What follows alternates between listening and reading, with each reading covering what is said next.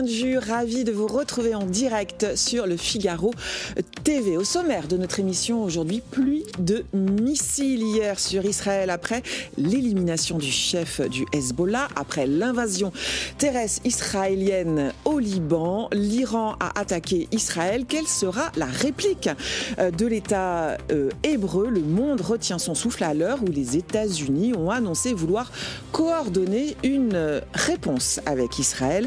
Un changement de ton notable. Je serai avec Bernard Fourcade pour nous éclairer sur ces derniers événements. 45 policiers mettent fin à leur vie chaque jour en France, un chiffre terrible. Christophe Girard a failli être l'un d'entre eux.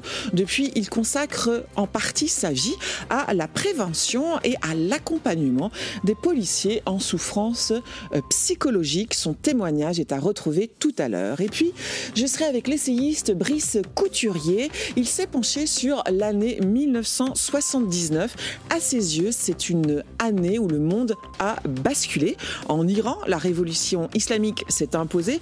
En Chine, c'est la fin du maoïsme et l'ouverture au monde. Bref, un nouveau monde se dessine en 1979. Des événements qui ont encore des répercussions aujourd'hui, 45 ans après. Vous avez le programme. Point de vue, c'est parti.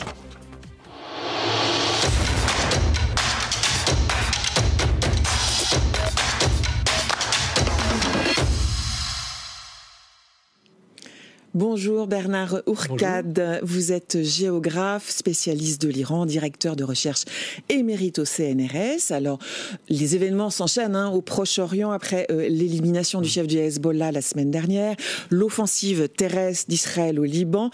Hier soir, l'Iran a répliqué en envoyant plus de 180 missiles balistiques sur Israël. Cette réplique de l'Iran, elle vous a surpris ou elle était attendue à vos yeux? Surpris parce que la politique iranienne depuis maintenant 6 mois était la modération. La retenue révolutionnaire. Et donc, de ne pas répliquer immédiatement. Quand il y a eu une attaque contre le consulat d'Iran à Beyrouth, immédiatement les Iraniens ont répondu, le 13 avril, en attaquant Israël avec 300-400 engins, beaucoup de drones et quelques missiles de croisière et missiles balistiques. Quand Ismail Haniyeh est assassiné à Téhéran, donc une insulte directe au territoire iranien, pas de réponse. Entre-temps, le président Raïssi était mort, a été élu Pezeshkian, un candidat réformateur, avec l'appui du guide. Réformateur. Oui, mais avec l'appui du guide, qui a choisi justement de développer une politique réaliste, sachant très bien que l'Iran n'allait pas détruire Israël. C'est une chose évidente sur le plan militaire et politique. Et que c'est pourtant le discours, officiel de la destruction de l'État hébreu. C'est le discours. Ils ne reconnaissent pas Israël, comme l'Algérie, comme beaucoup de pays musulmans ne reconnaissent pas Israël. Et les Iraniens, bon pays révolutionnaire, en rajoutent du point de vue de la logorée. Mais l'Iran est un pays sérieux. Le guide en particulier est un homme politique sérieux qui a été capable en 2003 et surtout en 2015 de faire des concessions et d'accepter un accord sur le nucléaire avec les Américains et tout le monde. Donc, la priorité de l'Iran aujourd'hui n'est pas la destruction d'Israël, la priorité c'est sauver le régime islamique, c'est sauver l'Iran. On a vu que l'Iran était isolé. À l'intérieur, les révoltes des jeunes femmes ont montré qu'à l'intérieur, la société iranienne posait un problème sérieux. L'économie iranienne est effondrée. Et donc, la société iranienne ne soutient plus son régime politique. Et donc, les gens en charge de ce régime politique ont dit, la priorité pour nous, c'est cela. À la fois le régime et aussi l'Iran, qui pourrait être un pays très prestigieux et riche économiquement, et qui ne l'est pas. Autrement dit, la priorité a changé. Ça ne veut pas dire qu'Israël reste un ami de l'Iran ou le deviendra. Non, pas du tout. Mais ça signifie qu'il y a un changement de stratégie. On a changé d'époque. On n'est plus en 79, justement, on est en 2024. Et donc la priorité pour l'Iran a changé. Et l'Iran avait décidé, effectivement, non pas de laisser tomber le Hamas, le Hezbollah et les proxys, mais considérer que tous ces proxys étaient dans une phase passée de la politique iranienne. Et désormais, il s'agissait de comment savoir passer d'une phase où on utilisait le Hezbollah et les Hamas fortement à une autre phase de la politique iranienne. Parce que finalement, l'Iran est un peu à nu actuellement, c'est-à-dire le Hezbollah a été clairement décapité. Le Hezbollah, c'était le bras armé de l'Iran pour tirer et intervenir sur le territoire israélien. Tout à fait. Qu'est-ce qui reste à l'Iran? Il reste quoi? Les Houthis et quelques milices en Irak, c'est sur ça? Israël, mais comme je vous le disais, la priorité n'est plus Israël. La priorité n'est plus là. La priorité, c'est d'abord sauver la République islamique et l'Iran. Et donc, le message est très clairement passé. Et j'ai eu des échos de gens venant du Hezbollah en particulier au printemps dernier, disant, vous savez, le soutien de l'Iran est évident, il nous soutiendra, c'est clair. Mais l'Iran change de stratégie, a changé de stratégie. Et on sentait, chez cet interlocuteur, une certaine crainte en disant, désormais, on sera tout seul. Et effectivement, après l'assassinat de Nasrallah, le guide de la République islamique, les Iraniens ont dit, nos amis, nos frères du Hezbollah sont assez forts pour réagir tout seuls. C'était clairement une façon de les abandonner, entre guillemets, c'est ça? Les abandonner. Des mauvaises langues disent, je n'oserais pas le répéter, mais je le répéterai, que les Iraniens pleurent Nasrallah et le Hezbollah, mais ne sont pas fâchés quelque part que Netanyahou ait fait le boulot à leur place. Alors, justement, vous dites changement de politique en Iran, en face Israël et les États-Unis, qui ont annoncé hier vouloir coordonner une réponse. Est-ce que c'est pas finalement une fenêtre de tir, entre guillemets, pour Israël et les États-Unis de bousculer, peut-être affaiblir encore plus le régime des mollahs? Justement, mais si les États-Unis ont une stratégie politique, et peut-être Israël maintenant a compris qu'on ne peut pas détruire l'Iran non plus par des missiles, il y aura une riposte, mais elle est politique. Et on sait que les divisions à l'intérieur du régime iranien sont très très fortes. Or, l'URSS est tombé non pas par une force venant du Turkménistan, mais parce qu'à l'intérieur du système, Gorbatchev a fait changer les choses. Donc c'est de l'intérieur du système que les choses peuvent bouger. Et donc la réplique américaine, et justement si les Américains disent « je vais accompagner Israël dans la réplique », c'est pas pour envoyer 3 bombes de plus. C'est peut-être pour freiner Israël et avoir une stratégie politique. Il faut voir que les bombardements d'hier en Iran ont été environ 180 missiles de croisière. En Israël? En Israël. Au mois d'avril, c'était près de 400 engins. Donc beaucoup de drones. Cette fois-ci, pas de drones, mais plus de missiles. Des missiles balistiques. Donc plus meurtriers, qui ont tous échoué pratiquement. Pas tous, mais pas mal ont échoué. L'Iran avait promis 700 ou 800 missiles. Ils ne sont pas arrivés. Donc l'Iran, paradoxalement, c'est dur de dire cela, ils n'ont pas hier attaqué aussi massivement que prévu, qu'il avait menacé. Ils ont répliqué pour des raisons d'honneur, quelque part peut-être, c'est ça, de crédibilité. La crédibilité, c'est là que c'était un choix politique. L'Iran a décidé, nous ne pouvons pas abandonner le Hezbollah, qui a été notre frère pendant 40 ans. Donc il faut répliquer, et on réplique. D'accord, dit le gouvernement modéré de Pezeshkian, mais de façon rationnelle, qui n'implique pas forcément une réplique massive de très très haut niveau de la part d'Israël. C'est un petit peu comme la guerre qu'il y avait avant, il y a quelque temps, entre le Hezbollah et Israël. Quelques roquettes d'un côté et de l'autre, mais rien de massif comme conflit. Donc l'Iran actuellement est en train de mesurer les choses, mais peut-être que les bombardements d'hier ont été trop importants pour qu'Israël reste mesuré. C'est la grande question qui se pose. Quelle pourrait être la riposte d'Israël? Quelle cible pourrait faire Israël? Est-ce que on peut envisager qu'Israël tape sur des industries autour du programme iranien, nucléaire iranien plus exactement? Tout à fait. Israël peut répondre symboliquement par des bombardements ici et là de sites militaires classiques. Bon, ce serait une réponse intelligente.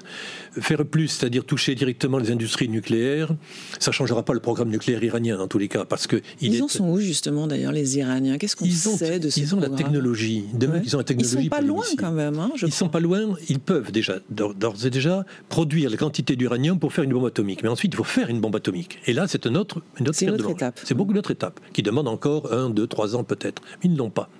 Donc l'Iran, c'est virtuel. Ils avaient les missiles balistiques comme une arme effective. On voit que ça ne marche pas complètement. Donc l'Iran est nu aujourd'hui. L'Iran est nu. Et il doit donc trouver une solution politique. Donc il a trouvé des accommodements avec qui? Avec les États-Unis, concrètement. Ils l'ont demandé à New York. Les ministres iraniens étaient à New York. Ceux qui ont négocié les accords 2015 étaient à New York. Apparemment, ils n'ont pas réussi à obtenir des Américains un cessez-le-feu et une nouvelle négociation. Ce qui fait que les plus radicaux en Iran ont dit aux modérés, voyez, vos amis américains, ils ne vous ont pas suivis. La seule solution, c'est la force. Donc j'attaque Israël avec mes 180 missiles hier. Mais il y a un débat très important à l'intérieur du régime iranien. Et ce que je regarde aujourd'hui, c'est quelles forces avancent, quels reculs, quels compromis sont faits, parce que c'est là qu'il faut regarder l'avenir. Alors justement, parmi ce régime iranien, qui a la main entre les conservateurs et les réformateurs? Comment ça se joue actuellement? Qu'est-ce qu'on en sait aujourd'hui? Les gardiens de la Révolution, qui ne sont pas une force unique et qui ont été divisés aux dernières élections présidentielles, où il y avait... Est-ce que vous pouvez nous rappeler qui sont les gardiens de la Révolution ? Les gardiens de la Révolution sont une milice qui ont été créées à la Révolution pour défendre, non pas le territoire iranien, mais défendre la Révolution islamique. La guerre Irak-Iran a fait qu'ils sont devenus une force militaire conventionnelle et ont pris une place considérable. Les anciens combattants de la guerre Irak-Iran sont devenus des industriels, sont devenus des cadres, et maintenant, tous ces anciens combattants sont gouverneurs de province, ministres, responsabilités. Ils ont des postes à clé, des postes clés partout. Ça représente combien de personnes, ça ? C'est tous les anciens combattants, donc ça fait des centaines de milliers de personnes au départ, mais ce sont les anciens gardiens de la Révolution qui sont dans le réseau. Et après, il y a la force militaire technique qui font 100 000 hommes à peu près. Mais ce qui est important, c'est que Ghalibaf, le président du Parlement, un des héros de la guerre Irak-Iran, ancien maire de Téhéran, personnalité très puissante, a décidé de jouer la carte de Pezeshkian du ministre réformateur, alors qu'il était opposé lors de l'élection, contre Jalili, qui était le plus réactionnaire des islamistes, etc. Donc une opposition très claire chez le gardien de la Révolution. Rezaï, l'ancien commandant en chef de la garde de la Révolution, qui était supérieur de Ghalibaf pendant la guerre, est opposé à Ghalibaf, veut être ferme contre Israël. Il ne représente plus qu'un tiers du Parlement. Donc, les gardiens de la Révolution sont divisés. Certains sont réalistes en disant on n'aime pas Israël, mais notre priorité, c'est sauver la République islamique. J'ai fait la guerre Irak-Iran, j'ai fait ce régime. De garder ce modèle. Sauvegarder ce modèle. Et face à l'Arabie Saoudite, face à d'autres pays, nous avons une puissance populaire. Et c'est pour ça que les missiles d'hier avaient pour but de faire que les chiites du Sud-Liban applaudissent l'Iran. Ils disent enfin l'Iran nous soutient, nous reconnaît. Et donc trouver dans la rue arabe, je dirais, un soutien populaire. Et l'Iran dit mon avenir, c'est le soutien populaire, c'est pas soutenir un régime ou un autre. Mais justement, vous parlez du monde arabe. Silence. C'est le silence, on est d'accord. Personne ne parle parce que ce qui se passe, c'est que l'Iran est chiite et autour d'eux, le monde arabe est sunnite. Finalement, le monde sunnite est content qu'Israël fasse le sale boulot, non ? La clé sunnite-chiite ne fonctionne pas. Elle fonctionne d'une certaine façon, mais ce sont des systèmes politiques différents. Netanyahou disait très justement qu'il y a une ligne rouge entre de l'Afghanistan, l'Iran, l'Irak, la Syrie, le Liban sont des pays en déshérence. Au sud de cette ligne sont des pays amis. Et effectivement, ce sont deux systèmes politiques, deux histoires différentes. L'Iran dit il faut que je dois continuer à tenir mon rôle de leader de cet axe, qui n'est pas l'axe chiite, qui est un axe politique multiple. L'Afghanistan est multiethnique, multireligieux, l'Iran est multiethnique, multireligieux, l'Irak pareil, entre les Kurdes, les sunnites, les chiites, le Liban n'en parlons pas, la Syrie idem. Le monde arabe est plus homogène. Donc il y a une opposition entre deux mondes, mais les Iraniens, sous l'égide des Chinois notamment, ont décidé de faire la paix avec les Saoudiens. La clé est là. Ils savent que la guerre entre les deux n'a pas de sens. Mais par contre, si l'Iran et l'Arabie Saoudite étaient ensemble avec des idées différentes pour essayer de donner aux Palestiniens une solution, c'est la clé. Or, Vous y croyez à l'entente entre Saoudiens et Iraniens ? C'est la clé. La clé du système, elle est là. Les Iraniens ont tout fait pour cela. Et les Saoudiens savent très bien qu'ils ne peuvent pas dominer le Moyen-Orient sans les Iraniens, qui sont 90 millions d'habitants, les plus instruits. Donc ils ont peur du soft power iranien, pas des missiles iraniens. Du soft power iranien. Donc il faut trouver un consensus. Et MBS en Arabie Saoudite sait qu'il faut qu'il trouve une solution. Et donc il y a une volonté aujourd'hui, on est vraiment à une date historique aujourd'hui. Et la guerre de Gaza, la guerre du Liban, ça enflamme les choses, ça accélère avec des scénarios qu'on n'a pas prévus. Incontestablement, mais ça montre que plus rien ne sera comme avant. On est clairement là actuellement dans les cartes sont redistribuées au Proche-Orient, c'est ça ? Un moment clé ? Disons, les cartes, maintenant on peut les jouer. Les cartes étaient là en main, mais on ne peut pas les jouer. Maintenant il faut choisir les cartes. Quel joue ? Du pique ou du trèfle ? Il faut choisir. Les Iraniens doivent choisir entre continuer une politique illusoire idéologique contre Israël, c'est un mythe idéologique qui n'a aucun sens politique. Ils pourraient y renoncer clairement, vraiment. Absolument. C'est l'objectif principal. Regardez ce qui se fait. Je ne parle pas d'idéologie de discours, je parle de la réalité concrète. Concrètement, les Iraniens et Saoudiens s'entendent sur les accords d'Abraham. Les Iraniens ont vu que c'était fichu. Israël aura des relations avec l'Arabie Saoudite. Avec le Maroc, avec le etc. Soudan. C'est un fait. Mais ils ne veulent pas qu'Israël, les Américains, dirigent le Moyen-Orient. Et on dit à nos amis saoudiens, mes chers amis saoudiens, vous ne voulez pas que Israël vous domine, vous voulez bien avoir un accord avec eux. Mais pas question, c'est vous les patrons, c'est toi et moi les patrons futurs. Donc faisons un accord, mais on sait très bien, et les Iraniens l'ont bien dit clairement, il n'y aura pas de paix dans le Moyen-Orient sans une solution à la question palestinienne. Le marché est là. Et depuis, les Saoudiens sont les premiers à dire, avec Israël, d'accord, on signe un pacte de non-agression, mais il faut trouver une solution aux Palestiniens. On ne les entend pas beaucoup non plus, les Saoudiens, sur les Palestiniens. Non, ils sont très discrets parce que les choses ne sont pas encore faites, les rapports de force n'est pas clair. Ils ne veulent pas se mettre dans ce panier de crabes qui est insoluble, mais attendent leur heure. Mais le marché est là. Le marché est là.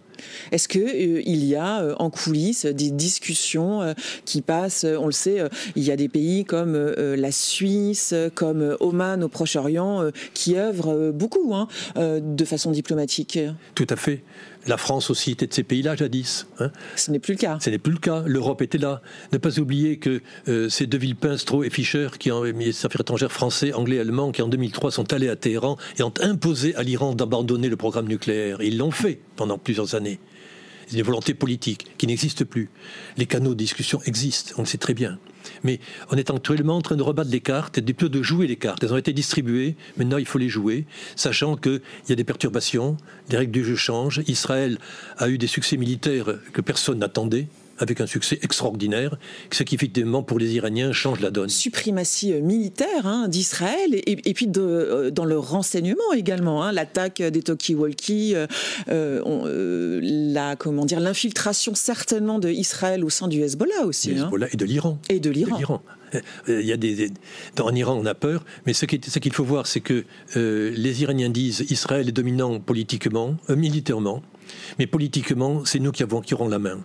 Parce qu'on soutient les peuples, on soutient des courants d'opinion. Le chef du Hezbollah est mort, pas le Hezbollah. Le Hezbollah en tant que parti peut-être, pas la force politique. L'idéologie, c'est ça. Pas forcément l'idéologie, la sociologie. Le Hezbollah, c'est des hôtels, c'est des hôpitaux, c'est des écoles, c'est un service social, c'est les chiites par rapport à d'autres, une organisation sociale. C'est beaucoup plus que de l'idéologie.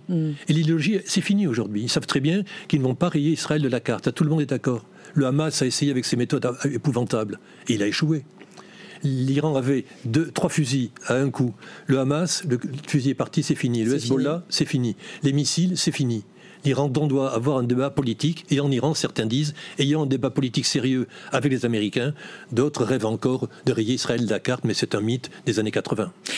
Merci Bernard Hourcade pour votre éclairage et puis bien sûr on va suivre l'actualité au Proche-Orient. Merci à vous d'être venu sur le plateau de Point de Vue. On passe à un tout autre sujet. 45 policiers se suicident chaque année, un chiffre vertigineux. Christophe Girard a failli être l'un d'entre eux.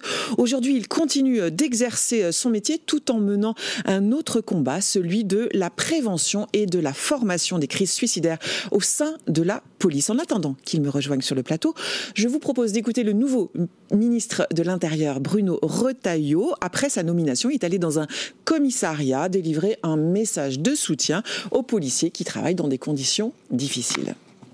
J'ai tenu pour mon premier déplacement à venir ici à la Courneuve, tout simplement pour être au milieu des troupes. Je pense qu'elles ont besoin de sentir que leur patron,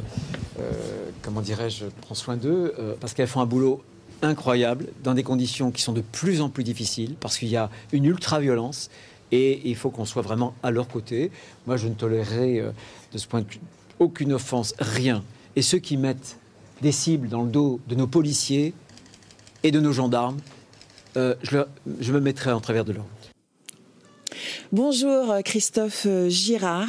Bonjour. Vous êtes policier, auteur de ce livre. C'est un témoignage. J'ai failli en finir. C'est aux éditions L'Archipel. C'est un livre qui traite de la question du suicide chez les policiers. Je le rappelais, 45 policiers se suicident chaque année. C'est un chiffre absolument vertigineux. Un sujet, évidemment, vous êtes confronté à ça. Et puis, très directement, puisque vous-même, vous avez fait 2 tentatives de suicide. Si vous le voulez bien, on va commencer par votre parcours, Christophe Girard. Au début, être policier, c'est une vocation très forte que vous avez très jeune, un besoin, vous écrivez, viscéral de justice. Oui, très jeune, bercé par les séries américaines et puis ensuite par l'envie de travailler en équipe et de venir en aide aux gens. Je me suis tourné vers le métier de policier. Très vite, c'est ce que vous racontez dans votre livre, eh bien, vous voulez vous confronter eh bien, à ce qu'il y a de plus difficile. Hein. Vous avez envie de vous confronter à cette réalité et vous choisissez, enfin, vous voulez être dans l'arrondissement de Paris le plus difficile, vous voulez travailler de nuit. Voilà, travailler de nuit sur le 18e arrondissement de Paris, le plus criminogène, et je le voyais aussi comme le plus formateur.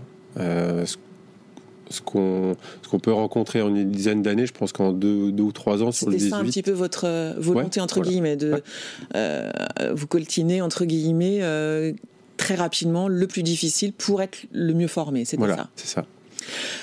Donc la misère, la violence, vous êtes marqué par différents événements, dont en 1998 un incendie dans lequel 3 de vos collègues sont piégés, et puis il y a une intervention aussi très violente qui fait un mort. Et là, vous écrivez que un engrenage insidieux se met en place. Un engrenage, on ne s'en rend pas compte, en fait. Hein, c'est ça. On absorbe quelque part la violence. Tout vient naturellement. Et puis, c'est un entremêlement entre des symptômes d'un stress post-traumatique qui commence et une déformation professionnelle. C'est-à-dire, on se dit, tiens, si je fais plus attention, c'est parce que je suis policier et que je dois faire attention pendant mon travail, donc je fais attention aussi dans le quotidien, en fait. Ça veut dire que vous avez commencé à développer une sorte de hypervigilance dans votre vie quotidienne. À quoi ça ressemblait, en fait, cette attitude d'hypervigilance ? Alors, c'est une obligation pour moi de scruter les gens que je croise dans la rue, pour savoir ce qu'ils font, à qui voilà. C'est une impossibilité pour moi de m'asseoir dans un bar dos à la porte d'entrée. C'est quelque chose qui, même encore aujourd'hui, c'est pas possible. Donc voilà, je choisis ma place à table de manière très, très rigoureuse. C'est aussi des évitements. À l'époque, je préférais éviter d'aller dans des concerts. Ou à des endroits où il y avait des rassemblements de personnes, parce que ça m'était pas possible de checker tout le monde, en fait. Oui, vous ne pouviez pas gérer, là, c'était pas possible. Et du coup, je préférais éviter. Mais en fait, ces évitements, vous ne formulez pas à votre entourage. Hein. Donc, vous développez quelque part une attitude un peu curieuse auprès de votre entourage. Ouais, je disais, et ce qui est de la prudence devient finalement un comportement pas tout à fait normal, hein, c'est ça? Je donnais le champ, je disais, là, cet artiste-là m'intéresse pas plus que ça, là j'ai pas plus envie que ça, et voilà, je donnais le change comme ça, en fait. Et puis, ça a des impacts aussi, cette violence au quotidien, sur votre sommeil, c'est ça? Et puis, sur des kilos que vous perdez, sur votre état. Alors, c'est des nuits entières. Pendant des semaines. À ne pas dormir, c'est ça? Des mois à pas dormir, ou dormir 1 heure ou 2 heures, et voilà. Donc. Et qu'est-ce qui tourne dans votre tête à ce moment-là? Vous revoyez un peu les scènes? Non, j'ai pas de flashback de scènes, mais voilà, ça tourne, en fait. Il n'y a pas de pensée particulière qui reviennent de manière. Mais l'endormissement n'est pas possible. Vous arrivez de fait dans un état des kilos en moins, alors que vous êtes sportif, des nuits sans sommeil.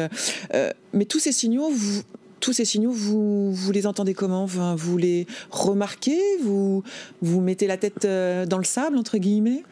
Je les remarque pas. Mon entourage les remarque pas.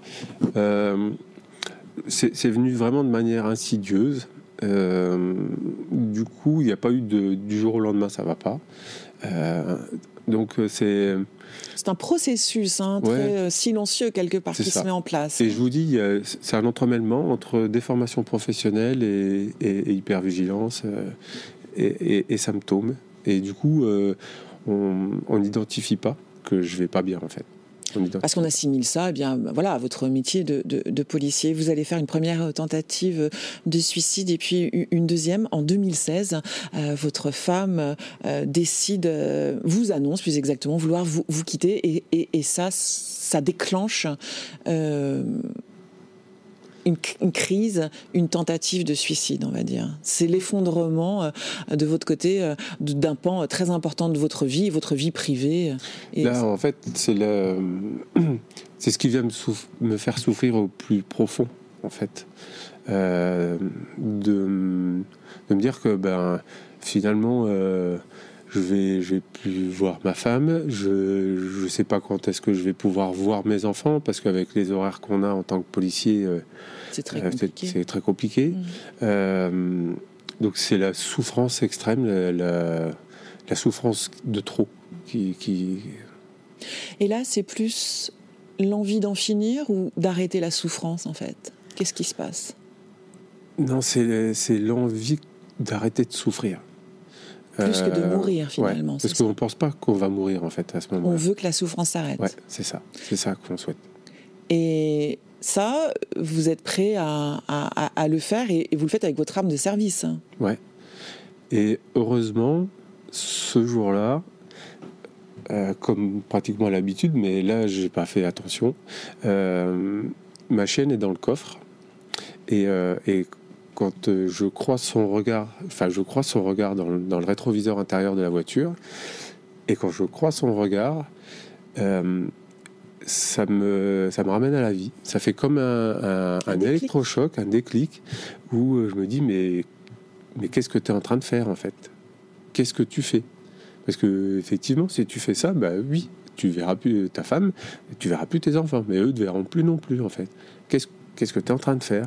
Là, la chienne me rejoint et elle avait qu'une envie, en fait, c'était d'aller se promener, d'aller courir, comme on faisait d'habitude. Et je me dis, mais en fait, si je suis capable d'aimer mon chien, je suis capable d'aimer ma femme, mes enfants, il faut que je leur montre, en fait. Voilà. Ce regard-là, ça vous a clairement sauvé la vie, ça vous a raccroché à la vie, c'est ça, ouais. Ça vous a ramené à la vie. Donc à partir de là, vous décidez de vous rétablir, c'est ça, physiquement, psychologiquement? Alors, heureusement, avant ça, quelques minutes avant, j'ai eu des flashbacks, en fait. Là, enfin, j'ai eu des flashbacks d'interventions qui dataient de 99, de 2000, des choses très vieilles que je croyais avoir digérées. Et je vous dis heureusement parce que en fait, ça m'a mis sur la piste. Parce que pendant 5 ou 6 ans, on a cherché, on a balayé la vie personnelle, familiale, parentale, pour identifier la cause du mal-être, c'est ça? La cause de ma dépression. On pensait que c'était parce que je travaillais de nuit, que j'étais fatigué, donc je suis repassé le jour. On pensait, alors que votre quotidien de policier confronté à la violence, ça n'apparaît pas. Non, c'est pas si évident que ça vient de là. Non, c'est pas évident. Et même moi, je pense pas en parler, en fait, parce que à aucun moment on m'a signifié que ce que j'avais vécu, ça pouvait être dangereux pour ma santé mentale, en fait. Ça veut dire aussi qu'à l'époque, entre policiers, toute la violence que vous vivez, vous les policiers, eh bien, ça veut dire qu'on n'en parle pas, en fait. On n'en parle pas, non. Il n'y a pas un mot sur ça. Il n'y a pas un mot sur nos émotions et il n'y a pas un mot sur le fait que ça peut marquer l'être humain qu'on est, en fait. Voilà, on est sous l'uniforme, sous le gilet pare-balles, on reste des êtres humains, en fait. Depuis, Christophe Girard, votre combat, c'est de prévenir les crises suicidaires, former aussi les autres policiers à détecter. Vous êtes vous-même formé. Une crise suicidaire, quels sont les signes? Parce qu'au-delà des policiers, on le sait, la santé mentale, c'est un sujet très important et qui concerne tout le monde.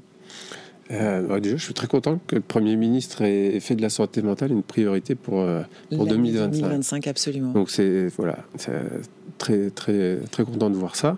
Une crise suicidaire, ça commence de manière très insidieuse. Moi, mes premières idées suicidaires, j'étais sur ma moto Et une voiture arrivait au stop, à une rue adjacente. Et je me dis, bah tiens, s'il ne s'arrêtait pas, j'aurais un accident, ça rendrait service. Ça dure quelques secondes. Et je suis passé à autre chose, en fait. La personne s'est arrêtée, et je suis passé à autre chose. Mais c'est les premiers instants du processus qui s'entament et qui, bien souvent, est irrémédiable. Et c'est à ce moment-là qu'il faut commencer à aller consulter, en fait, aller voir des professionnels, peut-être même appeler le 3114 pour avoir une bonne orientation, en parler autour de soi, et puis aller voir des psychologues. C'est difficile d'en parler autour de soi, non ? Ça reste encore très tabou, même ce mot de suicide. Est-ce que quand on est confronté, quand on a dans son entourage où on craint que quelqu'un ait ce genre d'idée, est-ce que d'après vous, ne serait-ce que prononcer le mot, il faut mieux le prononcer que pas le prononcer ? Alors il faut le prononcer. C'est important. C'est important pour la personne qui a des idées suicidaires, parce que si vous n'êtes pas prêt, vous, à dire le mot, ça veut dire que vous êtes... Enfin, pour la personne qui est en face de vous, ça veut dire que vous n'êtes pas prêt à entendre qu'elle a des idées suicidaires. Parce que si vous ne pouvez pas dire le mot suicide, qui est un mot comme un autre... Mais c'est un mot très difficile.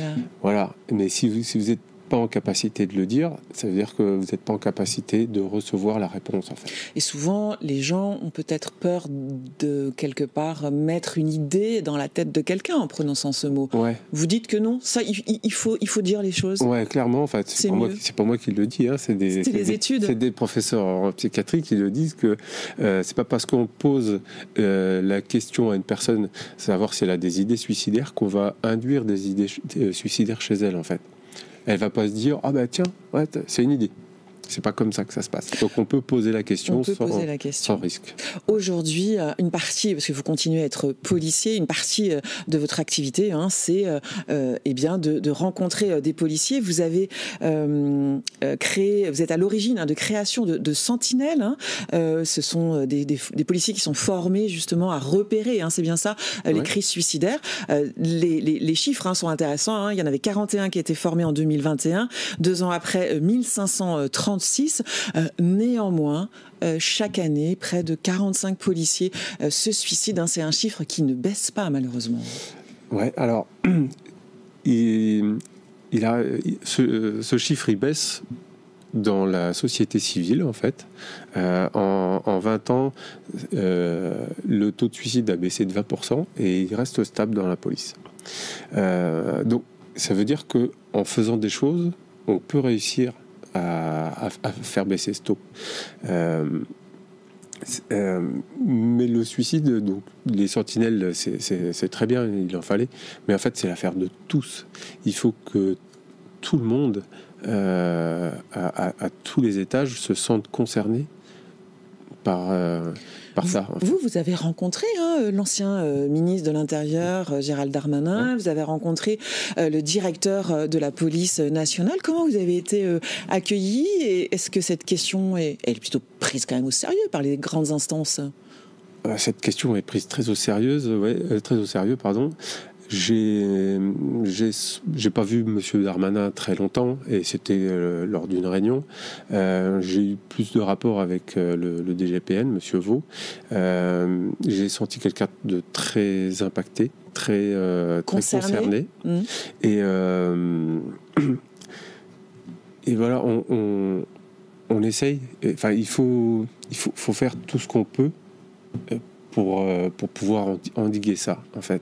Ils ont mis des choses en place. Ils ont mis des choses en place, les sentinelles notamment. Ils ont augmenté le nombre de psychologues du SSPO. Donc ça va dans le bon sens quand même. Ça va dans le bon sens, oui.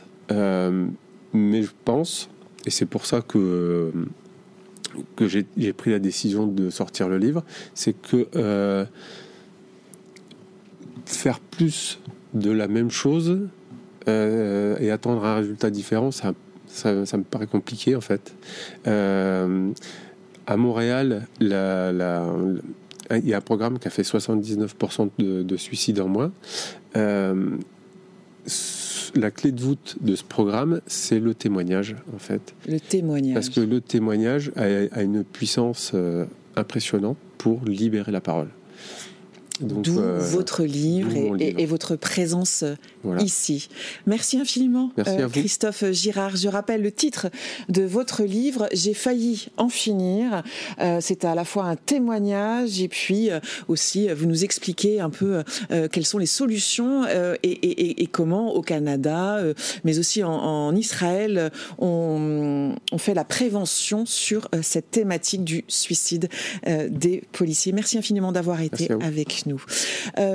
Brice Couturier, l'ECI, s'est intéressé de près à une année, 1979. Pour lui, cette année marque le grand basculement du monde dans une nouvelle ère, une année qui a marqué l'Iran avec la chute du Shah et le succès de la révolution islamique et des mollahs. Je vous propose d'écouter Azadekian, elle est sociologue franco-iranienne et elle revient sur cette période charnière. Il y avait sous le Shah une répression féroce, pas seulement contre les opposants, mais aussi en matière, par exemple, je me rappelle, des livres ne pouvaient pas circuler, ne pouvaient pas être vendus librement dans les librairies. Enfin, certains livres qui étaient considérés comme des livres un peu menaçants pour le régime, il fallait les trouver, les lire en sous-main, que par exemple le professeur à l'université ne pouvait pas enseigner tout ce qu'il souhaitait. Donc il n'y avait pas de liberté sous le Shah, tout était effectivement très contrôlé par le pouvoir. Ça on le sait, la SAVAK était effectivement un service redoutable. En revanche, on a actuellement, si vous voulez, sous le régime islamique, on a eu bien sûr après la révolution une petite période malheureusement très courte de liberté. D'ailleurs, on l'appelle le printemps de la liberté. Bonjour Brice Couturier. Merci de me recevoir pour ce livre. Je vous reçois effectivement pour ce livre, 1979, on le voit à l'image, je l'ai en main, Le grand basculement du monde, c'est aux éditions Perrin. On va revenir dans le détail de votre livre avec 2-3 événements, mais avant ça, quelle est la genèse en fait de ce livre ? Pourquoi qu'est-ce qui vous a mis sur cette piste de 1979 ? C'est mon éditeur, c'est Perrin. Enfin, Benoît Hiver, le directeur de Perrin. À l'origine, vous savez, j'ai fait un livre sur l'année 1969, qui a eu un certain succès à l'Observatoire. Absolument. J'y racontais en fait la chute, la fin des illusions lyriques des années 60 et une espèce de sortie de route des illusions lyriques des années 60. J'ai proposé chez Perrin un livre sur les années 80. Et en l'écrivant, en travaillant, disons, sur son écriture, je me suis aperçu, et je l'ai dit à Benoît Hiver, le directeur de Perrin, que, en réalité, les années 80 commençaient en 79. Les 3 coups des années 80, qui sont une décennie quand même très marquante dans notre histoire, du point de vue des mentalités, du point de vue de l'international, etc., parce que se conclut quand même par la chute du communisme en Europe, les années 80 commencent réellement en 79. Donc Hiver m'a dit, faites-moi 79, puisque vous trouvez ça tellement excitant. Effectivement, 1979, le grand basculement du monde. On démarre, si vous le voulez bien, avec la révolution islamique en Iran. C'est toujours d'actualité aujourd'hui avec ce qui se passe au Proche-Orient et au Liban et en Israël. Ça démarre avec un ayatollah, Khomeini, qui est réfugié par ailleurs en France, dans les Yvelines. Ce qui m'a stupéfié en lisant votre livre, c'est que l'aspect religieux de cette révolution, qui est clairement annoncé, énoncé, pas du tout caché, eh bien, elle passe complètement sous les radars auprès des dirigeants de l'époque. Absolument. Tous les dirigeants occidentaux redoutent en réalité la prise du pouvoir par l'extrême gauche, qui est sur le plan, je dirais, militaire, beaucoup plus puissante que l'ayatollah Khomeini. D'autre part, comme je le montre dans mon livre, Khomeini était loin d'être le seul. Il y avait Shariat Madari, il y avait d'autres ayatollahs, Taleghani, qui étaient plus populaires que Khomeini et qui probablement étaient beaucoup plus modérés. Donc, si vous voulez, en gros, l'islamisme politique, je dirais même l'islamo-gauchisme tel que nous le connaissons aujourd'hui, naît à ce moment-là, très précisément. Parce que vous avez un intellectuel iranien qui était mort d'ailleurs en 78, juste avant, qui avait théorisé la transposition de la lutte des classes dans des termes islamistes et qui faisait effectivement la synthèse islamo-gauchiste telle que nous la connaissons aujourd'hui. Mais ce qui m'a frappé en travaillant sur cette période, c'est à quel point en janvier 79, quand le Shah s'en va, le Shah d'Iran s'en va, les puissances occidentales redoutent en réalité une prise de pouvoir par l'extrême gauche, pro-soviétique. Et ils ne voient pas, et pour cause, nous en France, on a toujours l'habitude que les révolutions soient des révolutions laïques, anticléricales. C'est ça, Giscard lui-même ne voit rien. Nous aveugle. C'est-à-dire la révolution de 1789, elle est anticléricale, la révolution russe, elle est anticléricale. Donc toutes les révolutions sont anticléricales. Et là, on a la revanche de Dieu, si vous voulez, parce qu'au même moment, vous avez, comme je raconte dans mon livre, le premier pèlerinage de Jean-Paul II dans son pays, la Pologne, qui découvre, enfin le monde entier découvre que la Pologne n'est pas du tout communiste, elle est catholique.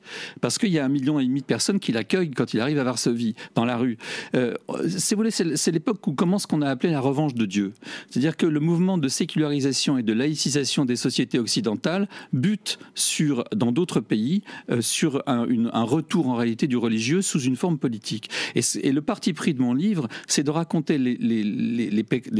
l'année en question telle qu'elle s'est déroulée et non pas telle que nous savons qu'elle s'est terminée.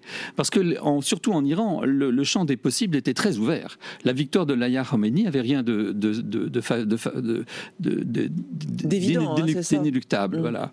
Et cette victoire, cette révolution islamiste, c'est justement la victoire de l'islamisme sur le nationalisme arabe, hein, c'est ça, hein? Alors, ma thèse, si vous voulez, c'est que quelque part, l'Iran a toujours été l'Iran perse, donc non arabe, et quelque part adversaire de la culture arabe, a toujours servi de laboratoire à l'ensemble du monde musulman, comme l'Italie sert de laboratoire politique à l'ensemble de l'Europe. En général, quand les Italiens essayent une formule, elle est copiée ailleurs. Et bien, de la même façon, en 79, il est clair que la victoire de la révolution... Moi, dans mon chapitre sur Khomeini, je conclus sur les répercussions dans l'ensemble du monde arabe. Vous avez l'attaque de la Mecque, quand même, par un groupe dissident de musulmans dingues, et ça montre bien. Et puis, vous avez juste après l'assassinat d'Anwar al-Sadat, qui montre... Et puis, il y a des attentats en Syrie, etc.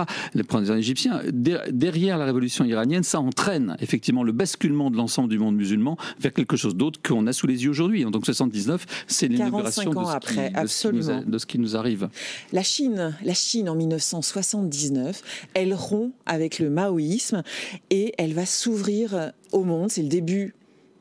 Tout début de la mondialisation. Absolument. Avec Deng Xiaoping qui va être l'ouvrier, si je puis dire, de cette partie-là. La thèse de mon livre, disons que celle que j'ai découverte, vous savez, on écrit les introductions généralement quand on a fini le livre. Et quand j'ai fini le livre, je me suis aperçu d'une chose évidente. C'est qu'en 79, c'est la revanche des individus historiques, des grandes figures historiques, des héros, comme disait Hegel. Oui, vous dites le personnage historique. Voilà, un personnage historique. Et Deng Xiaoping, elle est type même du personnage historique. C'est un personnage qui a failli mourir dans la révolution culturelle. Il a été 2 fois renvoyé.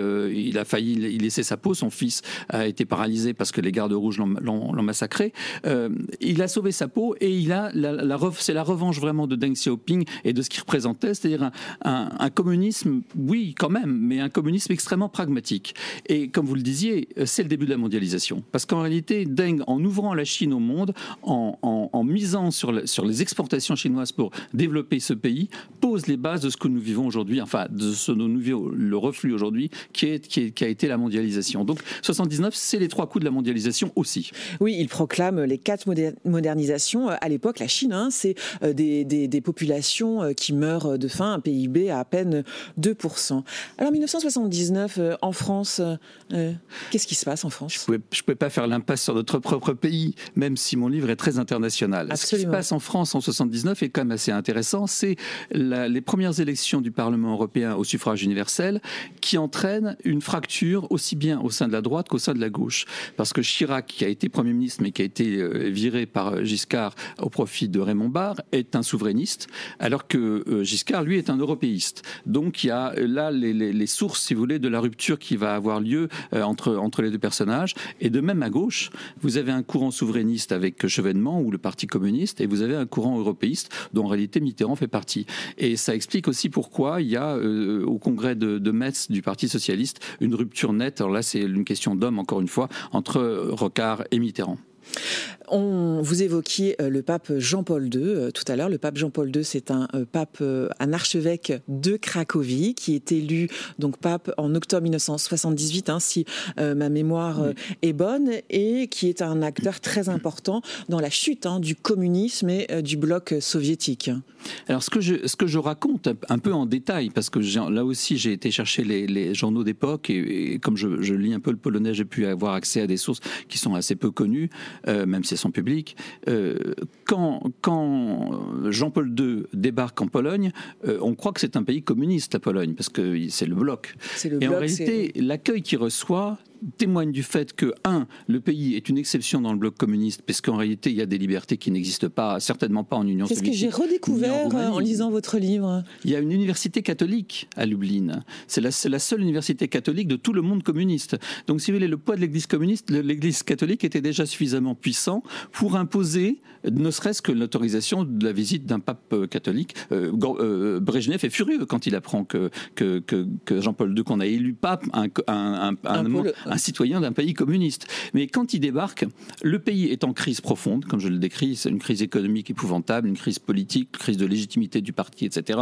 Or, Jean-Paul II est accueilli vraiment dans son pays comme un sauveur. Et il pose les bases de ce qui va être Solidarité quelques années plus tard. Solidarité, c'est l'Erfawenza, c'est le syndicat ouvrier qui va compter 10 millions de membres dans un pays de 30 et quelques millions d'habitants et qui va gagner les élections de 89, les premières élections libres du bloc, qui vont donner une majorité de 90%, à la tête de ce syndicat, c'est Lech Walesa. Comme vous le prononcez vous, mais moi je prononce l'Erfawenza parce que c'est comme ça qu'on prononce en polonais. Le polonais n'est pas facile à prononcer, est totalement contre-intuitif.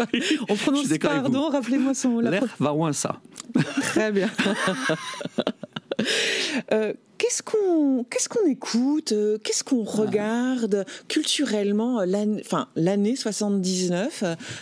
Alors ça, c'est la partie strictement Brice Couturier du livre. Quelqu'un d'autre aurait pu écrire les autres chapitres, mais certainement pas celui-là. Et j'ai commencé par là. J'espère que ça ne va pas décourager ceux qui ne s'intéressent pas au rock, à la new wave et au disco. Mais 79, c'est une année que moi, qui suis un ancien critique musical, j'identifie l'année 79 comme celle de la naissance en réalité du vidéoclip. Pas de la naissance, j'exagère, mais disons celle où vraiment le vidéoclip va commencer à s'imposer et où tous les groupes de rock vont comprendre qu'en réalité, ils ont besoin d'un relais d'image. C'est ça. Voilà. Et à ce moment-là, d'abord, c'est une période intéressante parce que c'est la fin du punk. Le punk est totalement épuisé. Les Sex Pistols, qui en ont été le groupe phare, se dissolvent. Sid Vicious meurt cette année-là, comme par hasard, et il finira, comme je le décris dans mon livre, quelques grains de poussière dans un pub parce que sa mère va renverser l'urne qui contient ses cendres. Enfin, une histoire typiquement punk. Et c'est la fin du punk et c'est le début de toute autre chose qui est ce qu'on appelait la new wave, qui existe encore d'ailleurs. Il y a toujours des groupes comme Muse qui sont les héritiers de cette époque-là. Donc oui, j'ai un chapitre sur le rock, la bande dessinée, le cinéma, les arts mineurs, si vous voulez. Mais ça n'empêche pas que j'ai aussi un chapitre sur les arts majeurs, la philosophie et la sociologie, mais j'ai préféré commencer avec le rock et la vidéo, et l'art vidéo et le clip vidéo, parce que c'est vraiment le grand moment, le grand début, en tous les cas, de ce mode d'expression-là. Et je pense que le rock est un très bon indicateur. Quand on veut essayer de retrouver... C'est-à-dire, pourquoi c'est un bon indicateur? Un indicateur de quoi? De l'évolution des mœurs? De l'esprit d'époque. De l'esprit de l'époque? Parce que malgré tout, c'est les jeunes qui font l'avenir, qui donnent le ton. Et le rock, c'est l'endroit où les jeunes s'expriment. C'est bon. Et là, vous avez l'agonie du disco, parce qu'en fait, c'est la phase culminante du disco et du nightclubbing du type de cette époque, et en même temps la naissance de la new wave, etc. Donc, et la new wave, elle porte quoi alors comme message, Alors, comme j'essaie de le dire, c'est tellement ambigu que c'est très difficile de le définir, parce que vous avez un courant très froid, très morbide, avec Joy Division, dont le chanteur Ian Curtis se suicide cette année-là, 79, et c'est devenu un héros de toute une génération, un peu la mienne d'ailleurs. Mais vous avez aussi une version beaucoup plus, lumineuse, factice, frivole, celle que je décris la naissance de la boîte qui s'appelle le Blitz à Londres et qui a été copiée ensuite parce que le Notre Palace c'était un peu une version française du Blitz. Le Palace c'était une grande boête parisienne, pas très loin d'ici, Faubourg Montmartre. Je décris, comme les ayant beaucoup fréquenté moi-même, je décris l'atmosphère qui régnait dans ces deux boîtes de nuit où effectivement les choses les choses importantes, je ne sais pas, mais les choses amusantes et frivoles et excitantes se déroulaient, oui. 1979, vous dites aussi, c'est du point de vue pas des mœurs, mais de la psychologie, c'est la montée de l'individualisme. C'est fini, les grandes, l'esprit hippie communautariste, c'est fini.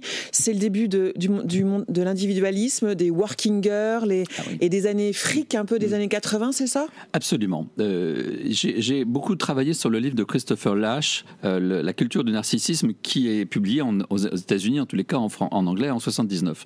Et ce type était incroyable, c'était un sociologue assez marginal, parce qu'on peut le classer ni à droite, ni à gauche, ni conservateur, ni libéral, mais il décrit exactement ce que vous venez de dire, c'est-à-dire que c'est le moment où il y a un grand désengagement politique. Si vous voulez, il est clair en 79 qu'il n'y aura pas de révolution, il n'y aura pas de révolution maoïste ni trotskiste, ça devient assez clair pour tout le monde. Et beaucoup d'entre nous, j'en ai fait partie, sont ramenés en réalité à leur propre individualité, à leur sentiment d'échec et à leur incapacité en réalité à prendre place dans la société telle qu'elle est, et qu'il faut bien la prendre telle qu'elle est. Et à ce moment-là, vous avez effectivement un grand retour vers soi, vers les psychothérapies, c'est le grand moment de la psychanalyse, et le surinvestissement qui avait eu lieu du côté des grandes idéologies et des engagements politiques et sociaux se retourne dans une surinterprétation de soi, une volonté de se sentir bien, c'est les thérapies, c'est le bien-être, et c'est évidemment le culte de l'individu. Et je pense qu'il y a vraiment là une rupture anthropologique dont nous ne sommes pas sortis. Ce que j'allais dire quand vous me parlez de 1979 en me parlant de thérapie, etc., de bien-être, etc. J'ai l'impression que vous me parlez de 2024. Un peu. Absolument.